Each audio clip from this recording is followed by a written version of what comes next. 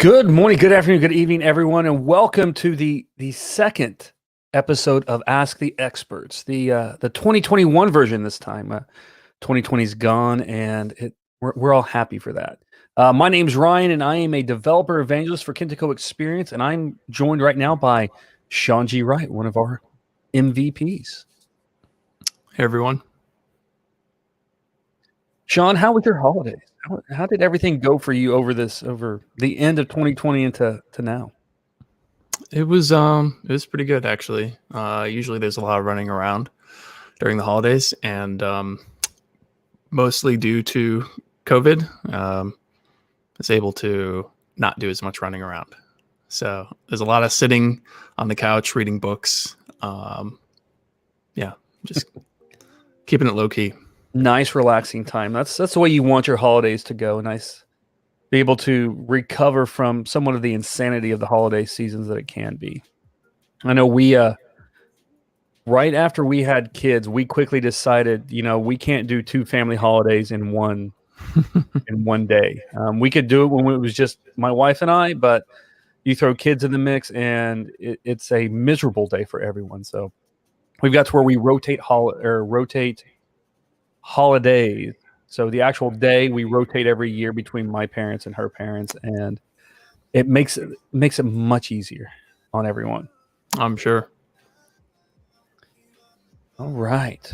Well, here soon, hopefully, folks, we will actually have another guest. And as always, this is live, which means if you have any questions that you want answered, or you just want to know something, throw it in that chat room, because we're monitoring it, we're watching it, and our goal is to answer your questions live. While we still have some things prepared to go through, the important piece is getting your questions answered. So, and it looks like, and I posted it in there, where it's about a 6 to 8 second delay. So if it takes us a few seconds to get to you, please be patient with us. All right. So let's go on to our first thing is we're going to start with a new segment. Took a little bit of feedback on the last Ask the Experts, and we're going to start back with do a community highlights section here, and highlighting some of the various things that we've seen throughout the community that we want to point out. So, Sean, I know you put some things in here for us to highlight. Is there something that really stood out to you, or something that you're like, hey, this really needs to, we want to tell everyone about? So there's some great updates with Trevor Fias's Xperience, components, baseline, a whole bunch of stuff. But he should be joining the stream at some point. So I want to let him promote and tell all the details about that, because he'd be much better at that than I would. However, there were a couple open source things that I worked on at the end of 2020, and I guess I could talk about some of those. Yeah. So first off, there are some things that we can do differently with Kentico Xperience, specifically because it supports .NET Core 3.1, .NET 5, ASP.NET Core. And one of those things is we can get away from maybe the more traditional way of setting up and working with a project. We don't need to be on Windows. We don't need Visual Studio. We don't need a full running web application to work with Xperience. And so one of the projects I set up was a query debugger project. And what this is a very, very, very simple project that can be run cross-platform out of VS Code to test out the Kentico Xperience document and object query APIs and log those out to the console. Nice. There's a bunch of APIs. The document and object query APIs are very robust, and there's a lot of them that we probably don't use every day. And when you want to figure out how to solve a problem, sometimes it can be a bit painful for the inner loop of the development cycle to test something and then wait for your application to start up and then navigate to the right page and then click the right button and then make sure the right data shows up. You can debug in your application as well, but that requires you to run a web app. So the idea behind this query debugger was, how fast can we make the iteration process for working with those document and object query APIs? And really, you could use this for anything related to Kentico Xperience, but it isn't a web application, so any of the web application parts probably wouldn't be suited for this. But this is for those things where you don't need all that overhead and you just want to try out some APIs, see if your little code snippet works. I could actually share my screen and show what that looks like. Yeah, go for it. I was curious about that. Okay, let's see.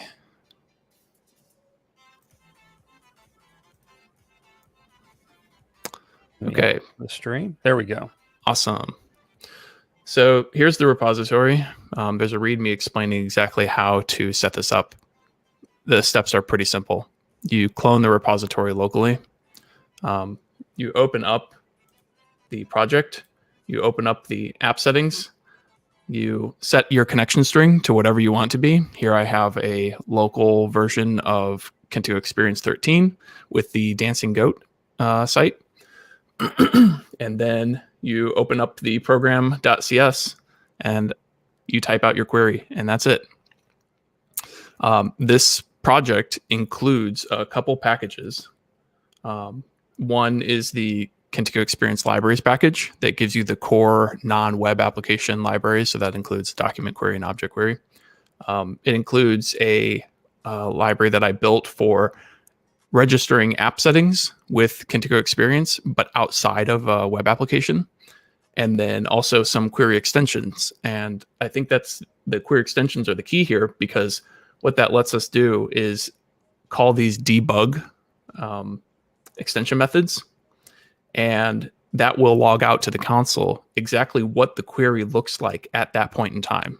So you can kind of do a step-by-step of adding on more and more extension methods to your query and calling, basically enhancing your query over time and debugging each part so you can see how the query evolves as you add these things. And it doesn't even need to execute the query. So you'll see what I have right here at the very end is still an object query of user settings info. I don't have like a list or anything. So it's not actually going to hit the database. This is just going to show me what the SQL is. Now, if I actually wanted to, hit the database, I could call to, I need link in here. Let's see. There we go. I could call to list, and that will force it to actually run the query against the database. And I could look at the results and all that stuff. But for me, a lot of the time, what I'm really interested in is what the SQL is generated by these extension methods on object and document query. When I'm working with Entity Framework, it's a lot of the same thing. It's like, how is this big, complex Entity Framework query expression going to turn into SQL? And sometimes, especially when they get really complex, it can be hard to have an intuition about that. So let's go ahead and run this. So I'm just going to go and click run, and the repository is all set up to run. So you just add that connection string and you're good to go. And I don't need to put breakpoints in here or do anything like that. I just hit run. Here we go. We get and there we're done. So now you can see that I get a message for each step of my query. So at the very beginning, I am saying I want to query against the CMS user settings table, and I say debug query from. So we can see here that it says begin from query, and you can see here's the beginning of the query that gets generated. And then the next step is the join. You can see I have begin join, and then you can see it adds on the join here to the CMS user table. And as each step goes, you can see that the query gets more and more complex until we get to the very end. And you can actually take the query that gets printed out by the debug, copy this, and paste it directly into whatever your favorite SQL querying tool is, whether that's SQL Server Management Studio or Azure Data Studio or whatever you like to use. You can copy this, paste it in, and run it. You don't need to mess with, setting any of the SQL variables. You can just run the query and make sure that the result set that you see coming out of the SQL query matches what you would expect. And so I've dabbled with stuff like this in the past, but because of the lack of .NET Core support, it's been not as ergonomic as I'd like it to be. But now I feel like with how fast this is, this compiles instantaneously. It's up and running very quickly. And then I get a printout of all the parts of that query that I'm interested in. The way I see this being used by developers is to take the repository and clone it locally, and then copy the project and put it into whatever application you're working on as part of the solution, right? Mm-hmm. And you're going to reference this project in the solution, and then this project can reference all of your libraries that include your strongly typed page types for Xperience, and any methods and repositories and whatever you want, you can reference in here. So you can use this to not just do these simple queries with the stuff that's baked into Xperience, but you can use any of your custom code. And that way you'd be able to figure out, what is this repository going to give me? And you can find out very quickly without starting a web application, without going through that whole process. That is very cool. So now, so you talked about them cloning this repository. Now, is there anything else they need to like go to the marketplace and install, or how is all this packaged up now? I mean, we're into .NET Core now. Are we still using the packages that we used to use, like at the old marketplace library, taking DLLs, putting them in, and referencing those? Or what are we doing now? Yeah. So I guess there is one requirement, and that's for your local development machine to have, in this case, .NET 5 installed. But if you have Visual Studio installed and you've kept it up to date, you have .NET 5 installed. So if you've been doing Xperience development, or you've been doing Kentico CMS development, you have the requirements for this. The rest of what's needed comes down in these NuGet packages. So there's nothing else to install. Everything is contained in this project. So everything's through NuGet now. So this is, and folks, by the way, this is the future of Xperience. Is NuGet, is package management. We're not looking at going out and downloading stuff from the marketplace or from GitHub anymore, and then having you drop DLLs in there. We're looking at having you just add NuGet packages to your solutions, and you get that functionality. So this is the future. Awesome. And so you mentioned a little bit about them looking at the result set. Have you used this basically ever to maybe fine tune your queries to make them faster, more optimized in SQL? Oh, definitely. Yeah. So you can see right here that we're doing a select star. That's great for initially figuring out if your query is working correctly or not. But a lot of times you don't need the entire join, or you don't need even the entire table if you're selecting from one. So there's a columns method on the object query where you can specify the names of the columns that you want. And a way I like to do this is using the name of operator. And then you can use the, user settings info, and then I can select any of the user settings, let's say activation date. And so what this should do is, instead of selecting star on the table, it should just select this one column. So now I can debug the query again and say select, and let's run this. And so we should get the same printout as before, except we'll get one additional one at the bottom. And so here you can see it is. So select user activation date from CMS user settings. So you can then take this and either run it in SQL, or again, like I mentioned initially, you can actually materialize your query into a result set. And so I could say var user settings. And now I could look at what ends up in here. I could debug this. I can set a breakpoint. So let's set one down here. I'll run this one more time.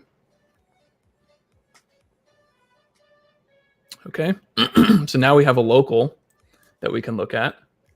And there is one result in it. And you can see everything that ends up in here. So if you needed to do your normal debugging to figure out exactly what you were getting in memory, you have that capability.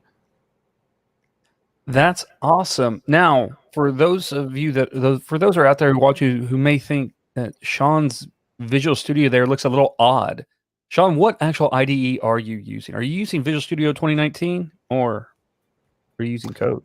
Yeah, so I'm using Visual Studio Code, and the reason for that is because Visual Studio is a full-fledged IDE. It's meant to kind of like be it's a heavy winter jacket for when you are in Antarctica and it's negative 50 degrees below zero, right? This thing is huge, but it's giving you everything you need. VS Code is more like it's more like a nice spring jacket, I guess is the best way to put it. And it's a lot lighter, and it's easier to put on and take off. So if I'm trying to figure out exactly what this query does, and I just want to use the repository that I have here, I can go to the command line, type code space period in that directory. VS Code opens up in 3-4 seconds, and I can quickly hit the run button and run it and see the results in here. VS Code fully supports .NET Core, .NET 5. So I get all the same IntelliSense that I do in Visual Studio using an extension called OmniSharp that's partially maintained by Microsoft in the community. And yeah, I get a great developer experience in here without the weight of Visual Studio for this specific situation where I don't need it. Now, if you're integrating this into your Xperience 13 project, you're probably going to be running that in Visual Studio, in which case you're still going to get the benefits of not having to start up a web application to debug your queries. But yeah, in this situation, I thought it would be nice to show that anyone can do this cross-platform. So if you have let's say you have a front-end developer that uses a MacBook, and they've really just kind of stayed hands-off on the coding part of Xperience because .NET framework doesn't run on OS X. Well, you can show them, hey, you can do this too, and show them exactly what all those CMS repeaters were generating in terms of SQL when they were running that code in Kentico portal engine. Yeah, anyone can run this as long as they have access to a SQL server. So that could be in Azure, or it could be a shared server that everyone in your team has access to. And then they just need the .NET 5 SDK installed and VS Code. Awesome. That is a great extension. I think a lot of times I've gone in there. You mentioned using Entity Framework. I've gone in there and I'll put a breakpoint sometimes in there, and I will wade my way through the Entity Framework piece to get to that query to see what are you actually doing at the end of the day. And for the longest time as a developer, I took Entity Framework as they're using the best practices. They're going to make it good. I don't need to worry about optimization. And I had a developer come on the team I was working on, and his SQL was his thing. And he's like, no, you have to go in. You have to look at what it's doing. You take it into like Query Analyzer and SQL Management Studio and look at what all the calls it's making, all the unnecessary joins, and you need to thin it out. And so once it did that, it was less about optimizing, the client side code that's everything's getting downloaded and stuff, and more about looking at where is our bottleneck really. And a lot of times that is going to be in your SQL because you're actually having to go out to another system that may be close. Hopefully it is, maybe not, and try to get data. So you have to send data over the wire. It's got to do some crunching and then send data back. And like we did there at the end, instead of the select star, not always the best thing, especially when you only want one column out of a 30 column table. You're just chewing speed. And then in the past, what we would do, we would basically give more memory, give more RAM, give more disk space, whatever we needed to make it faster, instead of looking at stuff like this.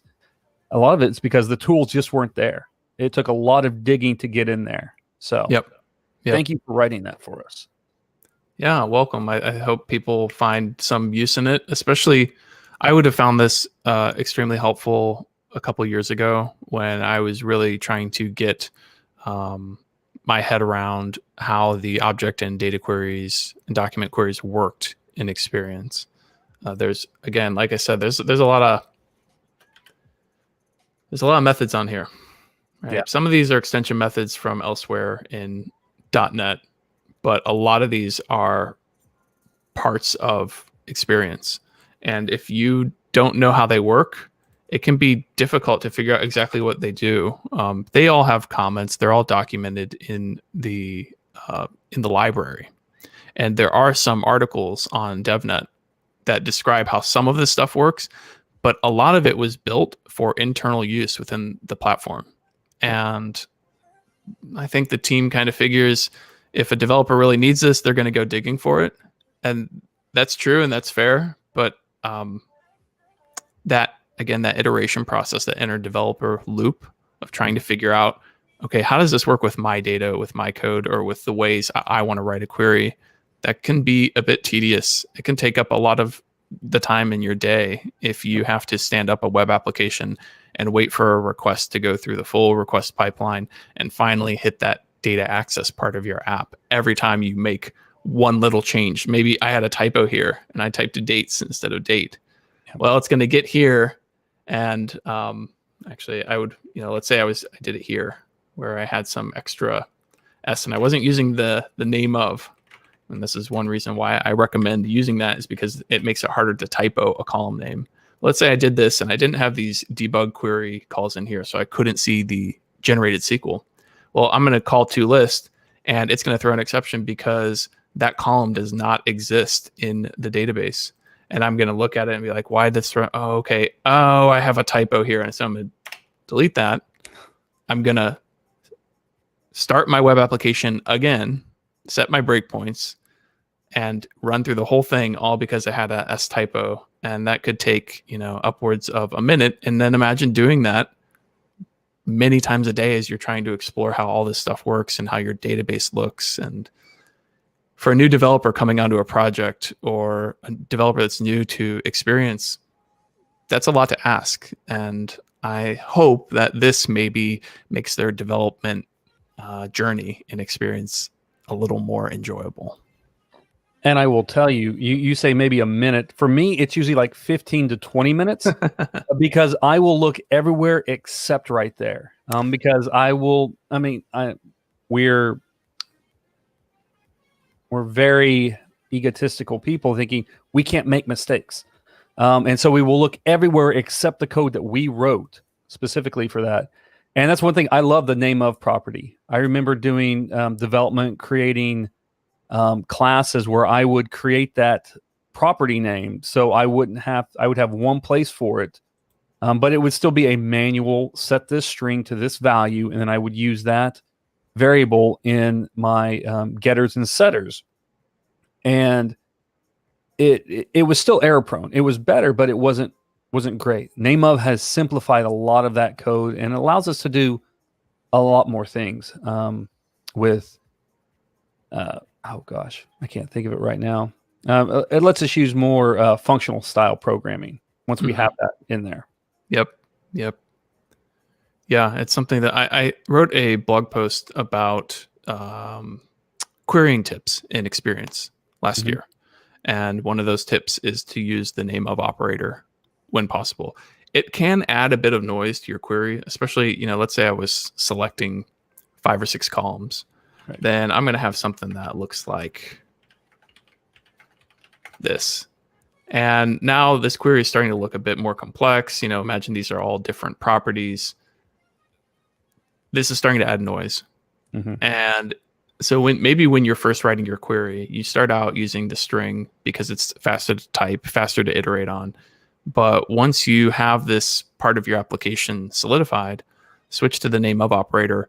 That makes it refactor proof, because if you go and change, let's say this was a page type or maybe it's a custom module class that you've created for your site, and you go and change a column name.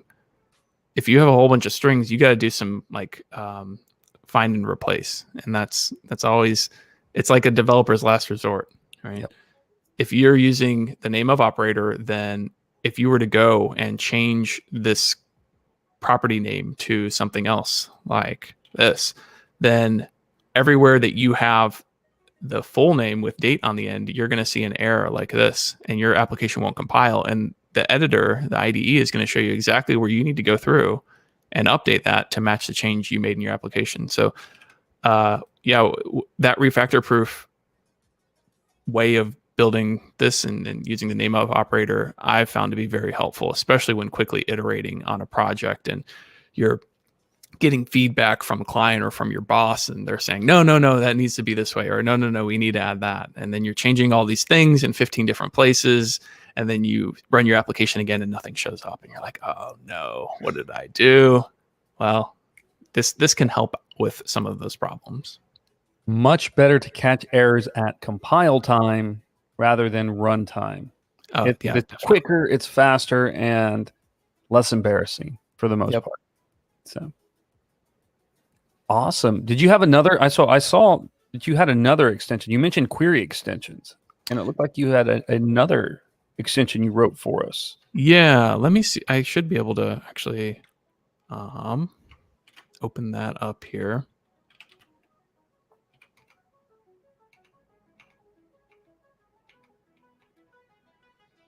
There we go. Okay, let me see if I can share this instead.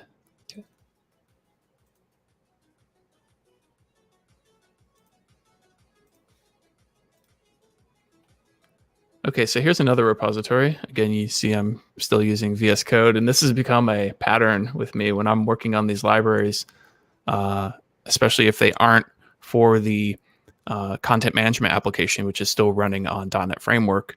If this is for the shared library or something for the web application, using .NET Core, .NET 5, which means I can use VS Code to do all my editing. So this Xperience Query Extensions library is just a collection of extension methods that I've found useful, used in a lot of projects. We can take a look at some of those. So here you can see that debug query method that I was using in the query debugger project. Mm-hmm. And this lets you type a name of a query, and then it does this stuff, which you don't want to type over and over again in your project, right? You want to have that nice little debug query method call on your chaining building up of your query and know that it'll just work. This is what's going on behind the scenes. It's using this query get full text method, which will materialize that query at that point in time into the SQL that gets generated. And I'm just calling debug.writeLine there. But there's some other ones like log query. And this uses the Microsoft iLogger interface that's used as a common logging contract for most of .NET's logging needs. And so you can create an iLogger either directly in a library, or you can create an iLogger in your web app and pass that in here. And that way you can have your query information sent to a file or a SQL database or whatever place you want to send your logs off to. You configure your logger using that, and this will log to a logger source instead of the debug console. So if you aren't debugging your application or you don't have a console open for it, this would be a way to do that. It has other extension methods like toList async and first or default async, because let's see, can I switch back? I'll just do it here. So this is normally what you'd have to type if you wanted to get the first or default result off of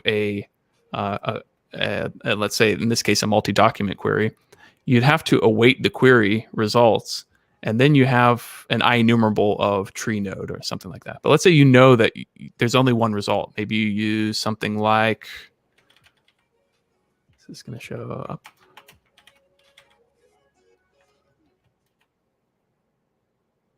Here we go.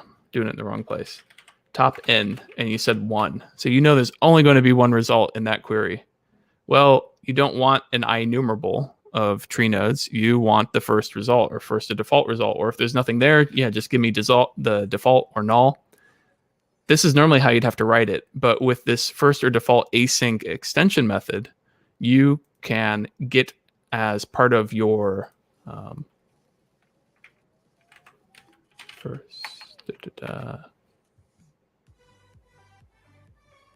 you can get as part of your result the item when you await the query instead of getting the collection. So it's just it's a convenience, but it can be a nice one when you are using async await, which is now something we can do with our object and document queries, which is really, really nice. That's new with Xperience 13.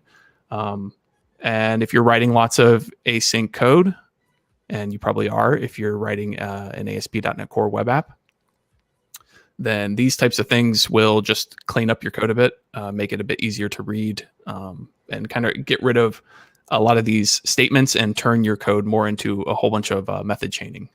There's a couple more up here, like, let's see, where node GUID equals. So a lot of times I'm doing a query where I want to compare a GUID to a node GUID for a document in the tree. I usually type this, right? I use the name of operator on tree node.node GUID. Well, if I'm doing that over and over again, it would be nice to not have to type this and to have some IntelliSense when I hit dot on the keyboard and I want to see all the methods that I have available on a document query. This extension method will pop up with where node GUID equals, and then I can just type in the GUID that I'm trying to compare to. So yeah, there's a handful of nice methods like that in here of common patterns that I've seen when building applications. And I thought I would package these up, make a NuGet package with them, open source the library, and anyone that has other queries that they found useful, they can make a PR and we can get them in here and make them available to everyone else in the community if they want to. Awesome. Sean, can you paste the link to that repository? So I'm guessing it's on GitHub. Yes. So throw that into the chat and we can we can do exactly what you said. Those people who are out there who are looking at this now and saying, you know what, I've been there. I've done all the excessive typing, the repetitive typing over and over again. There is a better way. Sean is showing you how, and he's making it easy for you to get your extensions created and out there for others to use. And we here at Xperience appreciate that, and I know our community appreciates it as well. Yeah, something I've seen over the past, let's say, year and a half or so is a lot of movement in the Kentico Xperience open source space with Kentico 12 and VC, and now with 13. I feel like there's developers are feeling comfortable about sharing ideas and code and putting them out there and collaborating. And I think that's really great for the community. I like that people want to help each other out with their, I felt this pain, and so I don't want you to feel it. That mindset, I think, is something that's grown a lot in the Xperience community, and I think that's really great. Yep.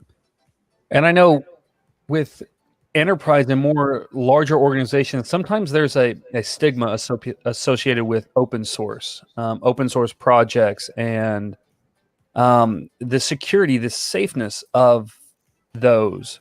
What has been your experience so far, Sean, on looking at stuff like that, saying you're working on a project, and I don't know how many if you've ever had a client say, hey, you can't use anything that is open source due to potential security risks. And so in my experience, which is going to be different than other developers, but even when working with organizations that have very strict security requirements, it's not often that they say no open source. Sometimes they'll say maybe you can't use certain open source licenses or software that uses those licenses because of various legal issues. Or maybe if an open source library is being used as the core foundation of a project, they'll want to know that there's some guarantees about quality or support or something like that. But these days, I feel like if a developer were to be told you can't use any open source on a project, they'd say, well, that's disappointing. I might look for another job. But if that's the requirement, that's fine. It'll take me 10 times as long to do whatever it is that you're looking for me to do. And that might be okay for the business, but they just have to remember that their competitors might not have that same requirement. And so they're going to get their product or site or whatever it is out to market 10 times faster than they are. I've been doing development on open source technologies for many years now. And I like not having to build something from scratch that someone else already did and did well. Mm-hmm. And to add to that, some of it is if you have a proper CI/CD pipeline, a proper testing environment. So first things first, you should never be building a production app reaching out to the internet to pull in its resources. You should have one. You should build it, run it through a series of tests, and when that's done, then you move on with that same bits. You don't rebuild your production environment once you've tested it. That's kind of invalidate your tests at that point. So some of that security is we're building lower in the pipeline, and we test it all the way through and mitigate some of those potential security risks. The other, and this is a hack that I did because I was told, hey, you can't use that library. It was open sourced. And I went out and I said, okay, that's fine. I went out and copied the code and put it into a file directly into our project. And I did it that way. The downside to that is, guess what? I now have to maintain that code. I don't get any of the benefits of having an open source community helping fix bugs that may be in that code, making it better, making it faster. So those are the drawbacks. You can do it. There is a way. It's not optimal by any means, but I've done it before, and I do understand the security risks. Not security risks, but the risk sometimes of that. If we go back to the old left pad debacle back on NPM, when somebody wanted the left pad name or something, and he didn't want to do it, and then NPM did something that made him mad, and basically he took his ball and went home, meaning he took his package down off of NPM, and the package itself was very simple. It just padded left on your string so many characters. That's all it did. But there were so many libraries that beyond that depended on that package, and that's the scary part in there is that if you do that and you have that dependency way down the chain, it could break. But that goes back to your testing environment. You will catch that way before it hits production. You should not build your production environments. You shouldn't just build them and deploy them.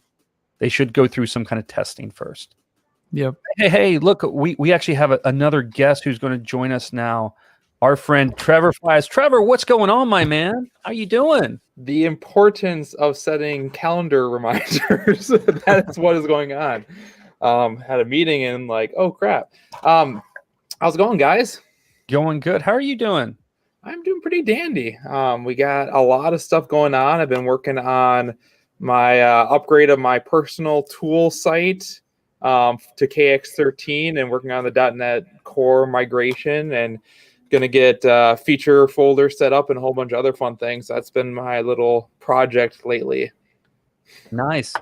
So you had some highlights, and we waited for you because we wanted to let you tell us a little bit about some of the work you've been doing, especially when updating your tooling sets from 12 for 13 now, and kind of what your experience was and what you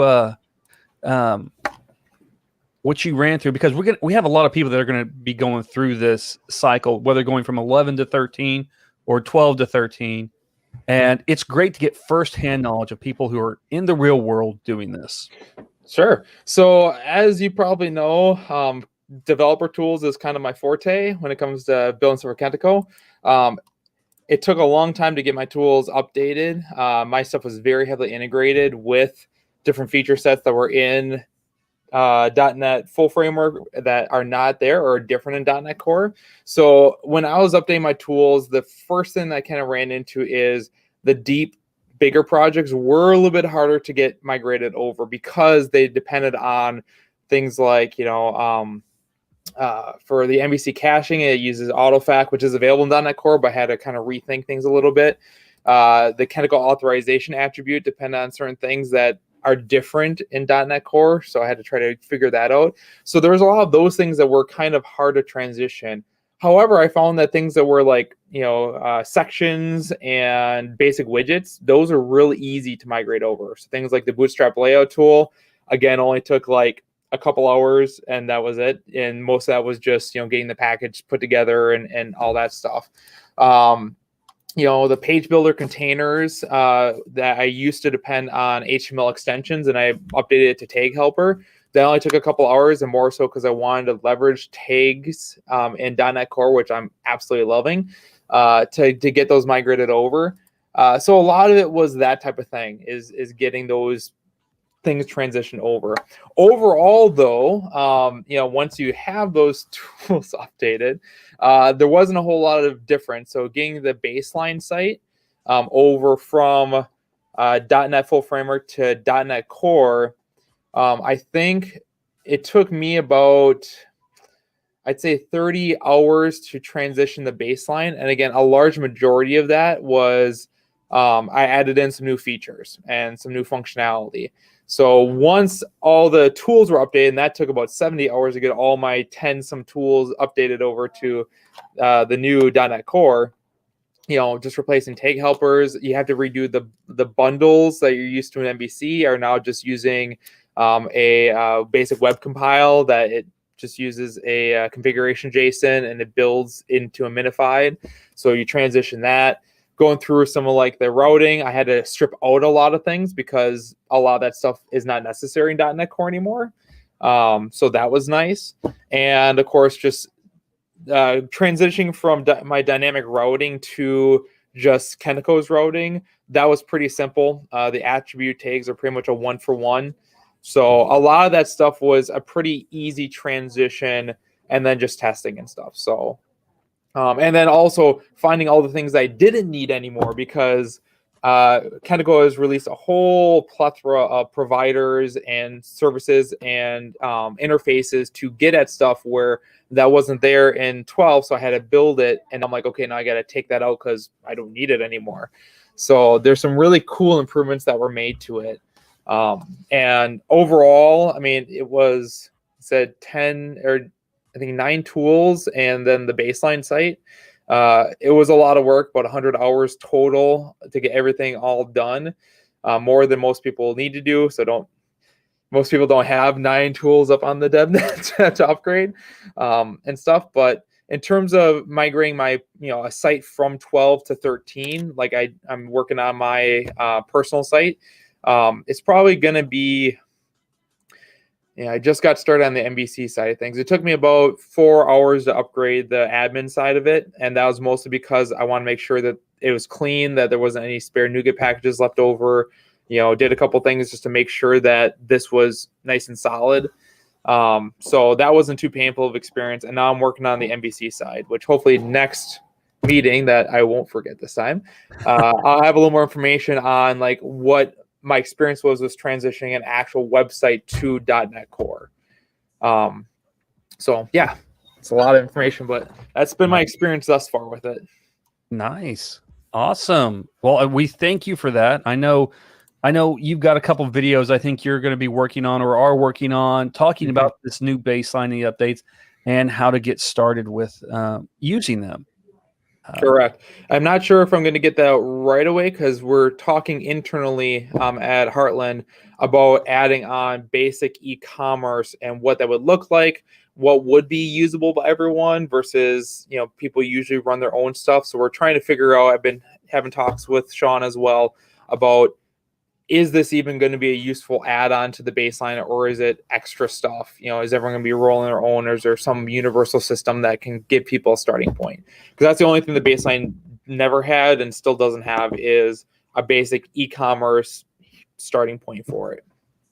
So if you're out there watching this live now with us, or if you're watching this, on demand later on, if you got some opinions on that, I know Trevor would love to have extra opinions on what do you think an e-commerce baseline might need. What are you out there doing with e-commerce?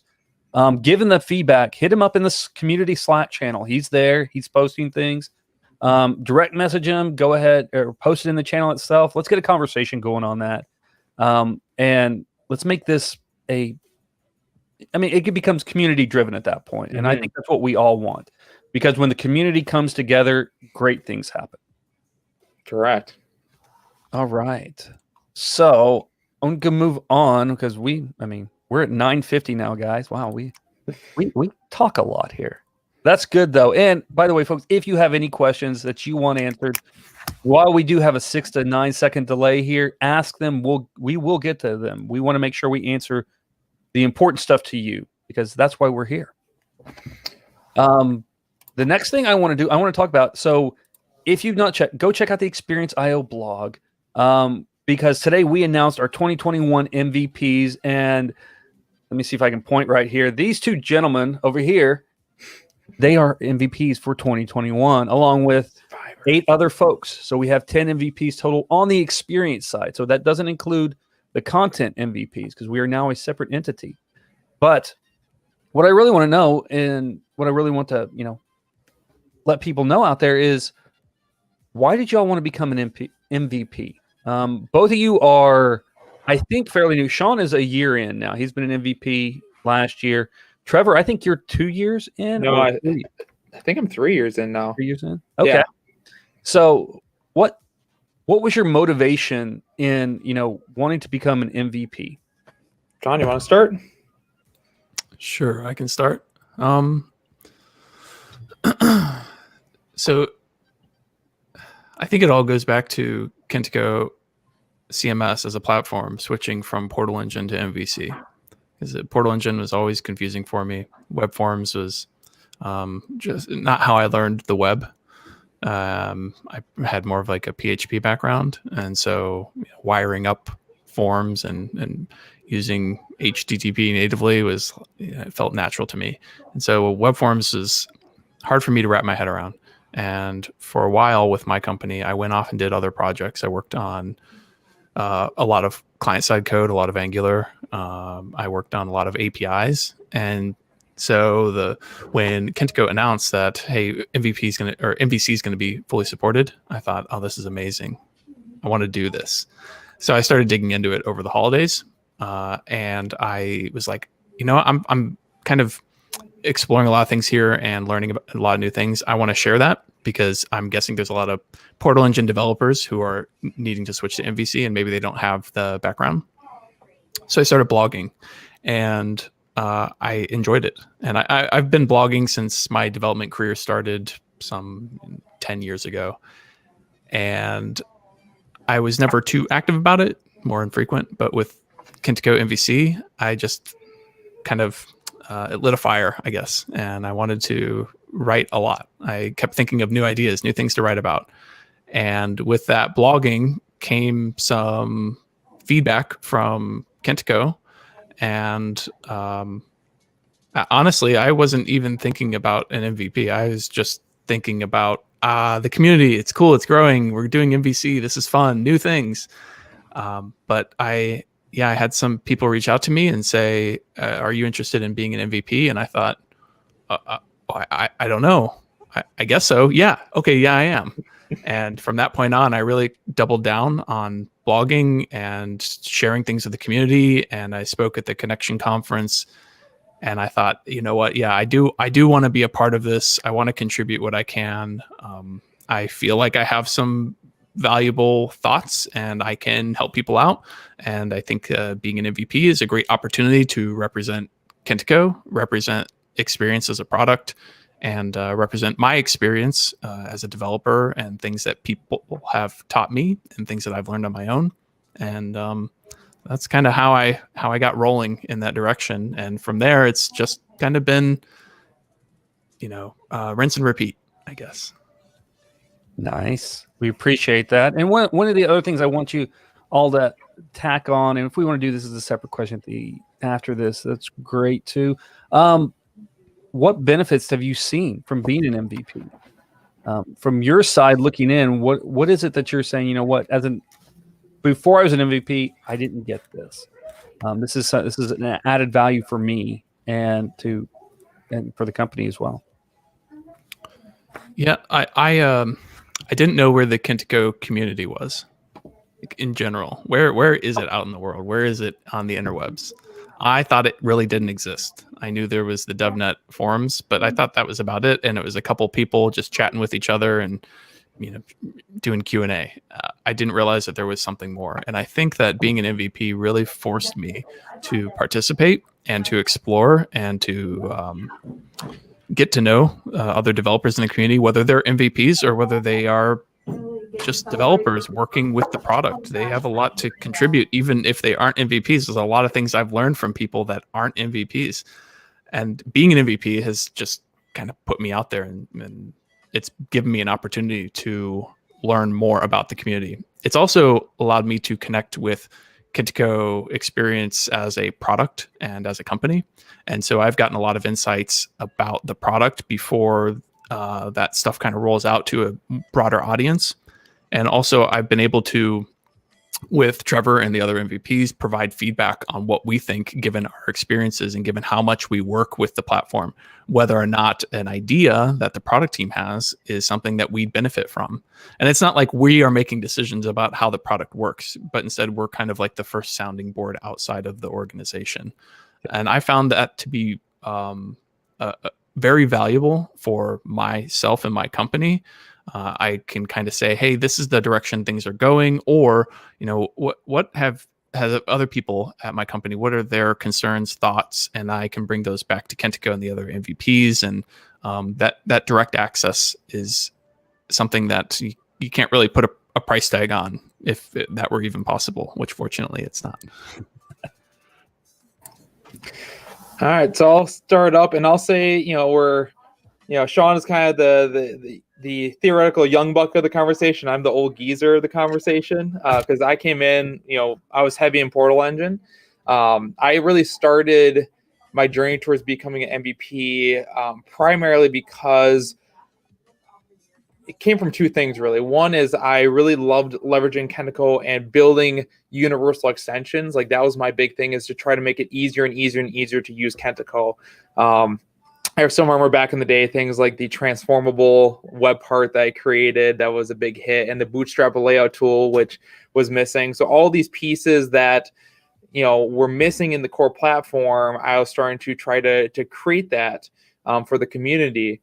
And also the second part of it was I saw, at Heartland, we've kind of consumed a lot of different sites that were built, but they were built in a hard to maintain way. So I started to learn a lot of what not to do and what are good practices. And I felt really passionate about teaching people how to build things out properly, how to leverage Kentico properly, how to make your data models, normalize and things like that. And that drove really kind of wanting to inform other people, hey, these are mistakes that other people have made or I have made, and here's what to do to avoid them. So that way, in general, people would make better Kentico sites, because we saw that a lot where people were getting frustrated with Kentico, and it wasn't Kentico's fault, but really it was the implementation's fault. And that happens with almost every platform that's out there. You can do things well in almost any platform, but you can also do it poorly in any platform, So that started my journey of, writing blogs about tips and tricks that I would figure out how to do, and then also a place to put all my different tools that I would create throughout time. There's a parameterized query repeater that you can actually then enter in your properties, and it would convert those to parameters to make your queries more clean, and all these other tools in the Portal engine. So that's what started me down the path of becoming MVP. And of course, now as we transition to MVC and .NET Core, again, that same kind of feel of I want to create tools to help developers use Kentico better. Things like the authorization tags or page builder containers or dynamic routing, all the pieces that I end up building into it to help fill in any gaps or just to make life a little bit easier was always my passion. And being an MVP has been awesome. I mean, the one thing that I really like about it is that communication with the team and to be able to help kind of direct things. Even in this year, like with the partial widget page, there was a piece of code that was private or is protected that blocked me from being able to build this tool the way that it really should have been built. So I was able to work with the Kentico team to have that opened up so that way I could build it the way that it needed to be. And now that the partial widget page system is a pretty powerful tool on the .NET platform, that you can change your page builder context. And so things like that have been really awesome to be able to have that more direct line communication. And as Sean said, to be able to be a sounding board for the wide breadth of clients. I think one of the powers behind our MVPs is that we really come from different sections also within the Xperience realm. So we have some that are working on only major high-end corporate clients, really Fortune 500 companies, all the way down to where you're working on like smaller e-commerce sites or smaller sites for smaller businesses and stuff, and to see the needs of each of those be brought to the table. So Kentico doesn't just build for one segment at the expense of the others, but tries to find, is there a lot of demand for this and stuff? So I've been able to really help not only my company, the company I work for and the clients that we work for, but also be able to help the general community, because other Kentico partners also have ones that are small, medium business, or also have ones that are more client, corporate businesses and bigger businesses and stuff. So that's been nice to kind of be a representation not only of our company, but also other partners that are out there. And really just starting to build on that full Xperience platform to get it to where it really can do everything that we need to, that it becomes that ultimate developer and editor interface that just is a pleasure to work in, and pleasure for the clients to build in as well. Awesome. Thank you all for that. So that with the MVP program, like they said, you get direct access to not only the internal teams, the product managers, you also get direct access to the source code for the entire product. So like Trevor said, you can go find those protected and private areas that you're like, hey, I need to know about this. We need to be able to open this up and provide that feedback, work with the teams to be able to get that into the next iteration. We also really value the feedback that we get from the community. Again, I think I've told people this before, we don't need the yes people in there going and say, yes, this is the greatest product ever. We love this. Don't change anything. Just keep going. No, that's not how great products get built. That's how monoliths die out that way. So we don't want to be the mammoth of software. We want to be the, I don't know what's something that's just kept. It's like the cockroach. The cockroach, you just can't kill it. It doesn't go away. It just keeps working and keeps going forever and ever. And we want to, that's what we want Kentico. Hey, you chopped off his head and it still kept on going, right? Right. Get it? Headless. Oh, look at that. Look at that. See? I'm a dad. I get these all day long.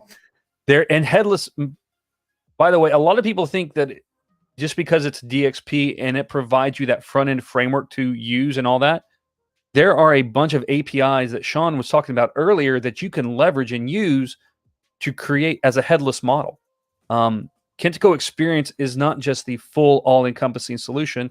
It also has a headless piece to it, which is part of what we use to help create that front-end framework that most people use.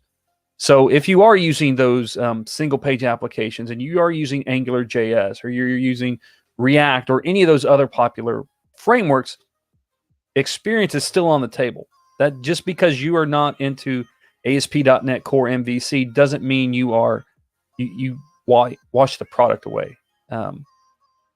So just keep that in mind. And I've got some more things coming down the path in the next 6 months. I think it's on my roadmap, is to start looking at the APIs and as what could we do as a headless. So also MVPs, I'd love to have everybody as an MVP, but we can only have so many people. So if you want to join this illustrious group of people right here, over there, look, there's those two guys right there we've got here. Go to the Xperience partnership page, and I'll drop this into the chat here. And if you think what you've got, check it out, and go through what we've outlined as what we think is a Kentico MVP. Who is it? And it talks about who the person is, what they do. They're out there promoting Kentico Experience. They're, again, we not just want people who are highlighting all the good things. We want people who are providing feedback, who are working with the product managers, because you may not know this, they actually kind of sneak into the community Slack every now and then to check out what's going on, to listen, to see what people are saying. So they're out there, and meet them up at conferences. So go to Kentico Connection, talk to the product managers, tell them, hey, this is really not working for us. We talked a little bit about what the awards are, or what the benefits you get, early access to betas and stuff. And they will still get a little earlier access to, probably not betas, but probably alphas, because we're going to start releasing betas much more frequently, rather than maybe one for the entire year. We'll start seeing them come much faster, monthly. So, like I said, open channel to product owners, immediate feedback from other MVPs. So when you become an MVP, you are in a small network of very experienced individuals from content, from not content management, but content modeling, how to properly model your content, to people who get real technical like Sean and Trevor, who know the internal workings of it and how you can maybe solve the problem you're working with. So there's that community, just that small niche community there. You get that invitation to Kentico Experience Connection. We also, because we love getting everybody together, we will bring you to the Czech Republic, our home office, where everybody gathers, and we have a big team building event. You also get one-on-one time with the actual development teams working on Kentico Experience. So you get that face-to-face, that direct communication, and build that rapport. Sometimes that's the thing that's missing with online, is that rapport that you get. I think there's a pandemic exception clause to travel to the Czech Republic in there somewhere. Sean has not yet been able to join us in the Czech. That is a highlight of the year, though, is going there. See, and unfortunately, I haven't either. I'm in that category too. I have been to the Czech Republic, to the home office, but I've not met all the MVPs. I think I met Trevor at Connection in 2019 when I first joined. I think I saw Sean there, but I didn't really know who these people were. I was still fairly new. And I talk to a lot of these people virtually, but it's nice to get that face-to-face one-on-one. And hopefully this year, our goal is September-ish time frame, as we get everybody back together to go out, work on a fun project, have a little team building event, and just get to know one another on a deeper level than just this virtual technical stuff. You also get licensing. So we also are going to give you licenses to Kentico Experience, as well as content. So you get a content partner subscription as well. So the thing to note about the MVP program, it is an individual award. It is not a company award. So although Sean and Trevor are part of companies that are partners with Xperience or with Kentico, the company doesn't get the award. It's the individual. It's their work, their effort, because it's them going above and beyond their day-to-day work to help the community, to promote Kentico Experience, to help improve the product and developers' experience. So that is why it's the individual award. So if you leave your company, guess what? Your award goes with you. It doesn't stay with your company. And this talks a little bit about, maybe going to your manager, say, hey, if I could get a little bit of extra time, maybe an hour or two a week to work on some Kentico evangelism or experience evangelism work. These are the benefits you'll get to your team. Again, direct access, early feedback, or early insights, and you'll get recognition for your company as having a Kentico VP and an expert. And so if you want to know how to become, we got a little bit to tell you about how you become. We tell you, these are kind of the things we want you to work on, from publishing articles, answering questions on DevNet, speak at a conference, join something like this, or create your own podcast or video. Or if you want to come join me on a video at some time, hit me up. You can find me on Twitter, Twitch, GitHub, Slack, wherever I'm there, hit me up. And we'll see what we can do to get you on one of our videos. Again, provide feedback. This is one of the things when we look at MVPs. This is one of the things. If you are already talking to the product teams and you already are a known name with them, sometimes it's not really the decision. It's already been made. You've made it for us. You've proven your worth. You've proven your value, and we don't really have to discuss anything. It's like, oh yes, we want him. We want Sean in here. We want Trevor as part of our MVP group. Be active throughout the whole year. That's one of the things, and we encourage our MVPs to do the same thing. We want activity throughout the entire year, not just around major areas of a year. And sometimes that can be difficult depending on how your work flows out. And be an experienced certified developer on the current version. I know the team is currently working on a lot of this. This one's, I don't think the certification's out there yet for 13. It will be soon. So if it's not, See if we can one-shot it. yeah. And just a little bit more. The award, it's a yearly award, so it's not you're not grandfathered in. It's not once you're an MVP, you're always an MVP. You may be considered that by the group, but we do reevaluate everybody every year. So if you didn't make it one year, guess what? Try again next year. Keep at it, keep working on it, because these MVPs have to do the same thing. If they're not doing the requirements, they may not be an MVP next year.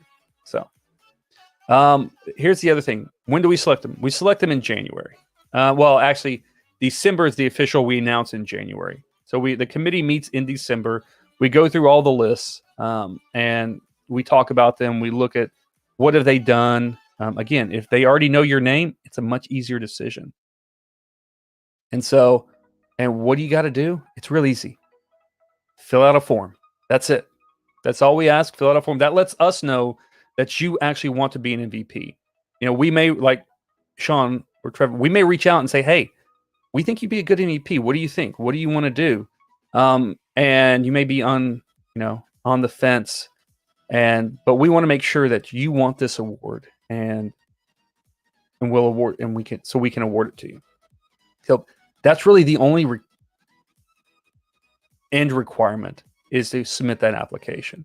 You have to do all the activities up front, though. But all right, so that's being an MVP at Xperience, and it's been awesome getting to know this group of people, because I follow Scott Hanselman. He says you never want to be the smartest person in the room. It's not a good thing. You don't learn anymore. And I can honestly say I was never, and probably will never, be the smartest person in the room with this group of people. And I'm okay with that, because I learn something new every time we meet. And it's just like .NET. It is such a huge environment. No one can know everything. And so each of our MVPs actually have their own specialty areas. There are some more that are more on the online marketing side of how to use Xperience. There are some that are more on the technical side who know the APIs back and forth and how to use it. There's content modeling experts. We've got them all. We're more kind of a T-shaped community. They know, sometimes our MVPs know a little bit about something, and sometimes they're very deep in other areas. So, all right. Gentlemen, do you have anything else to add on the MVP? I'd say that just getting involved in the community is the first step. Even if you aren't interested in being an MVP, or maybe you are, the first thing to do is to put yourself out there. And there's no wrong way to do that. The easiest way, from my experience, was writing a blog post. And some of my early Kentico blog posts, don't go back and read them. They're not that good. Sometimes they're wrong, but that's okay, right? It got me started writing about this platform, about things I knew. And that's the best way to start out and get going from my experience. Yep, I would agree with that. And we talked a little bit, Sean, you're like, I don't know where the community is. Where do you all see the community at? I know we have Slack, we've got DevNet, but where else are you seeing the community? Where can they engage with not only you and Trevor, the other MVPs, but as well as other members of the community? So I think a lot of us are on Twitter. If you follow the Kentico XP handle on Twitter, you can kind of branch out and find all the MVPs. There's also quite a bit of activity on LinkedIn. I think because most software developers that are working with Xperience work for organizations, and you want those business connections, so you're on LinkedIn. And also, if you go to Kentico's GitHub organization, so that'd be github.com/Kentico, there is a home repository. And in there, you can find a list of all the resources to figure out where Kentico Xperience is happening on the internet.